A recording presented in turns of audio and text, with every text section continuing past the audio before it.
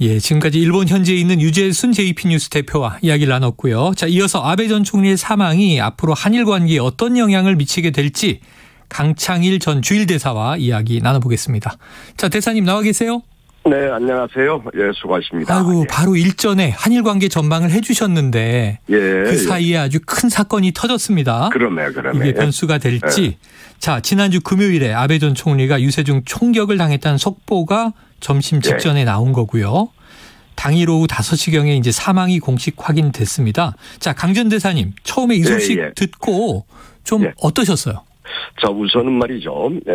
참 김영에 가가지고 애도를 표하고 고인의 명복을 비는 바입니다. 네. 쇼크를 받았죠. 일본이 되게 안전한 나라라고 전부 알고 있었는데 네네. 2차 대전 이후에 패망한 이후에 아마 처음인 것 같아요. 이렇게 큰 사건은. 일본 사람들이 되게 충격을 받았을 것 같아요. 네. 우리하고는 아주 이것저것 악연이 많이 있죠. 본래는 그분이 반환파 이건 아니에요. 부인 사모님 부인도 한국 아주 좋아하고. 네. 그런데 2015년 위안부 문제 그리고 그 다음에 사법부의 판단, 강제징용에 대한 사법의 판단 등등을 거치면서 되게 반환적으로 되어버렸어요. 그런데 결정적인 것은 수출 규제를 했죠. 2019년에 8월에. 이것 때문에 이제 과거에 역사 투트럭으로 나왔었는데 역사 문제가 안보 문제, 경제 문제까지로 전선이 확대돼 버렸어요. 네.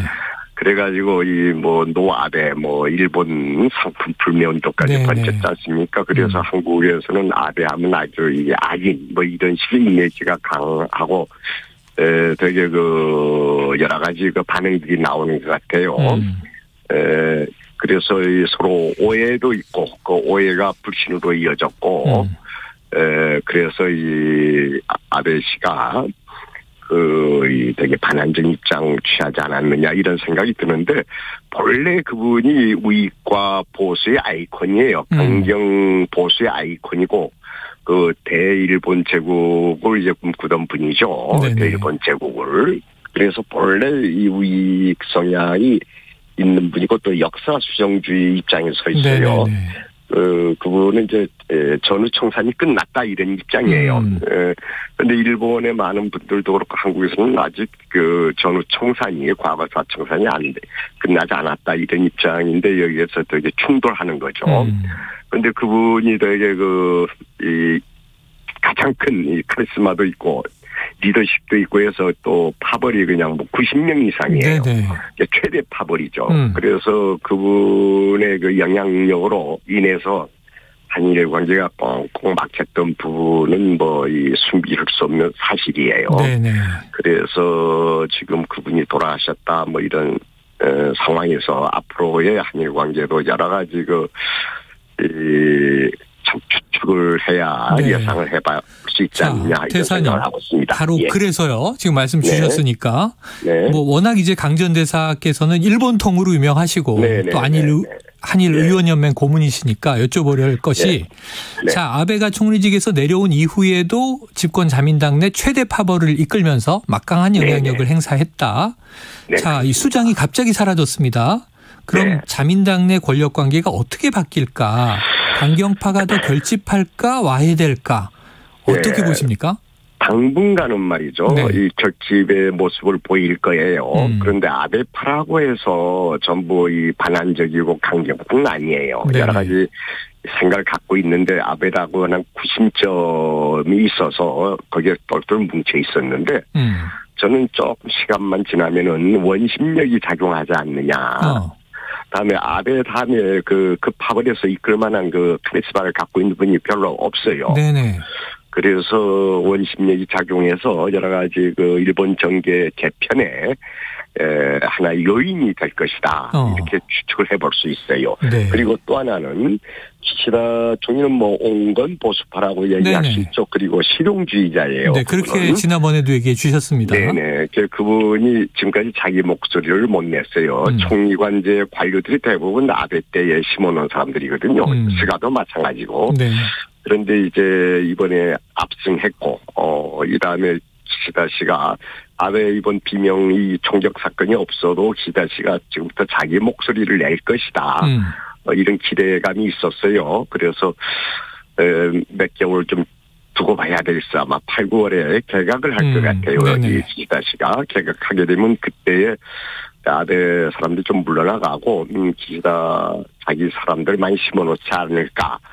이런 생각을 하면서 한일 관계도 되게 진전될 것이다. 이렇게 생각을 하고 있어요. 네, 자, 아베 전 총리의 그늘을 벗어난 기시다 총리가 온건 성향 실용주의로 친정 체제를 구축하지 않겠는가? 네, 그렇습니다. 자, 그런데 이제 어제 참의원 선거에 이 자민당 압승이 묘하게 해석되는 것이요. 네. 아베 전 총리의 수건이 오히려 탄력받을 것이냐? 아니면은 조금 이제 김이 빠질 것이냐. 이게 평화헌법 개정으로 좀 쏠리고 있는데요. 어떻게 보십니까? 예, 평화헌법 개정에 대해서는 지금 많은 일본분이 공감하고 있어요. 10년 전하고 상황이 다릅니다, 지금. 또 일본 정치권에서 대부분 개정해야 된다. 몇십 년 됐지 않습니까? 네네. 평화헌법 개정해야 된다. 이것에는 이제 많은 정치인들이 동조하고 있는데 디테일한 부분에 가서는 생각이 많이 다릅니다. 구체적인 내용으로 가면 한 예를 들어서 평화헌법 제9조 이 전수방위 체제였거든요. 네. 이제는 공격할 수 있고 전쟁할 수 있는 나라. 이런 식으로 치닫게 되면은 또한 그거는 그 내부에서 좀 반발이 있지 않을까. 네. 특히 공명당 쪽에서. 예. 그런데 이제 자위대를 군대로 일반 우리 한국같이 군대로 하는 것. 명기하는 것. 예. 이런 것들에 대해서는 전부 될 거예요. 그런데 구체적으로 가서 가능하지가 않습니다. 네네. 각각 생각이 달라서 그래요. 평화헌법 개정까지는 좋아요. 큰 틀에서는. 그런데 구체적인 디테일한 부분에 가게 되면 생각이 달라서 하나로 모으기가 그렇게 간단하지 않습니다. 네, 간단하진 않다. 알겠습니다. 예. 자, 이 아베 전 총리의 사망 이후 우리 윤석열 대통령은 유족에게 조전 보냈고요. 한덕수 국무총리와 정진석 국회 부의장 등으로 구성된 조문 사절단을 일본에 파견할 것이다. 이렇게 전해졌는데요. 사절단의 규모도 그렇고 자, 지금 적극적인 조문 외교로 해석이 됩니까? 조문 가서 무슨 외교를 할 수는 없죠. 외교 활동. 근데 그 자체가 한국에서 강력한 그 관계 정상화에 대한 의지를 갖고 있다. 이것을 일본 국민에게 또 일본 정계에 알려주는 모습이 되겠지요. 그런데 아마 국내에서는 많은 그 비판도 또 있는 것 같아요. 이런 댓글 같은 거 보면은. 여기서 아주 현 정부가 그런 걸 뒤에 국민이 있다는 걸 생각하면서 잘 조절하면서 이 문제 풀었으면 좋겠어요. 저는 사절단 가는 거 아주 잘한 것이다. 그렇게 해야 된다. 이 동방예의지국에서 참 전쟁 때 적장이 돌아가셨어도 조문은 애도를 표하거든요. 그런 식의 입장에서 좀 통 크게 우리 국민 여러분들도 통 크게 비명에 갔기 때문에 조문하는 것에서는 박수를 쳐줘야 될 것이다. 이런 식의 생각을 하고 있어요. 그래요. 아까 강 대사님 우리나라와는 악연이다 이렇게 얘기하셨는데 그래도 통 큰 조문은 필요하다. 자, 그럼 조문단은 가는데 윤 대통령은 이제 일본을 가진 않습니다만 주한 일본 대사관에 마련된 분향소를 찾아 조문할 예정이다. 자, 말씀하신 대로 국민 여론이 좀 이제 감론을박입니다.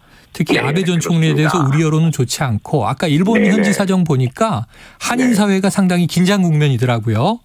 자, 대통령의 행보는 적절하게 보십니까? 네, 저는 그것이 참 한일 관계 악화시킨 장본인이 아베 전 총리라고 할 수가 있죠. 수출 규제로. 그래서 우리 지난번에는 화경식까지 할 정도였죠. 종로에서. 그 정도로 한국 국민들의 감정이 아주 안 좋은데 그건 그것이고 서로 이 부분에서는 오해할 수 있는 부분도 좀 있거든요. 그건 그것이고 조문은 해야 되는 거 아니냐 이렇게 생각을 하고 있어. 너무 과도하게 그 부분에 대해서 비판은 조금 삼가해 주셨으면. 저도 아주 냉정한 사람입니다만 이 부분에 대해서는 좀 우리 국민 여러분들께서 삼가해 주셨으면 좋겠다. 이렇게 생각을 하고 있습니다. 그래서 제가 동방예의지국이라고 그랬어요. 그래요. 안 좋은 일이 있을 때 통 큰 쪽이 대범해 보이는 거죠. 어른답게. 어른답게. 알겠습니다. 대범하게. 오늘 말씀 여기서 정리하죠. 대사님 감사합니다. 네, 수고하셨어요. 자, 지금까지 강창일 전 주일대사와 함께했습니다.